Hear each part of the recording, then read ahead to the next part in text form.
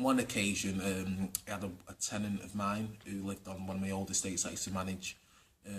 Basically what happened is she had the window smashed a few times. So I rang her because I noticed on the logs there'd been a lot of reglazing jobs done. So I rang her and asked her to come in just to speak to me to see what's going on.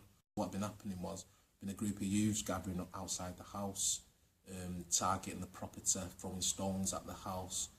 Some racial abuse had been hurled at the property as well towards her. Now it's been going on for a few weeks before she even spoke to me.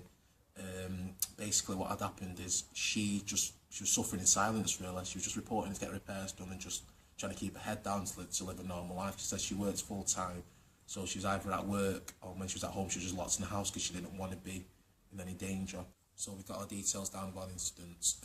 We rang the police and we spoke to the police about the incidents. Now the issue was she didn't know who these people were. It was targeted. That was just a case of unknown people gathering outside the house.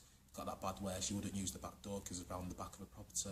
She'd go around the front door. She hated being in the back of the property because she felt as looking into the property, so she was petrified in her own home. We spoke to her and then the police come down. We both spoke to the victim and explained what we could do and then in terms of tackling the problem. Now the big issue was we didn't know who it was, so if you don't know who they are, you don't know who you're tackling.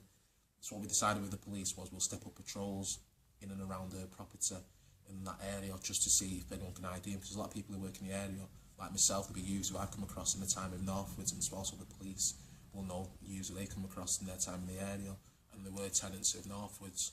Now so what happened there was the parents of the youths, the parents of the youths were invited into the office with the youths and meet with myself and the local police officer, because your tenancy agreement does state you're responsible for the behaviour of yourself and anyone visiting and children in your property and around the area of your property. So there's one about the tenancy agreement. Some of the parents looked disgusted. You don't know. They didn't know what the child was getting up to. And the youths would come up with, that was a laugh. I didn't realise, I didn't mean that it was a laugh. She'd never done anything to it. It makes it seem nice. It was just a laugh. We hang around there because it's shelters from the rain. But they didn't realise that when they're hanging around, they're intimidating her and coupled with throwing stones and hurling what they think is a joke of abuse at her, it's actually getting to her and she doesn't enjoy living at the home. So they was warned by myself under the tenancy, but then the police were there as well, and there's also one from the police in terms of this is a criminal offence and charge could be pressed, which could lead to a prison sentence, and there also has implications for the future and what have you. Now that seemed to work.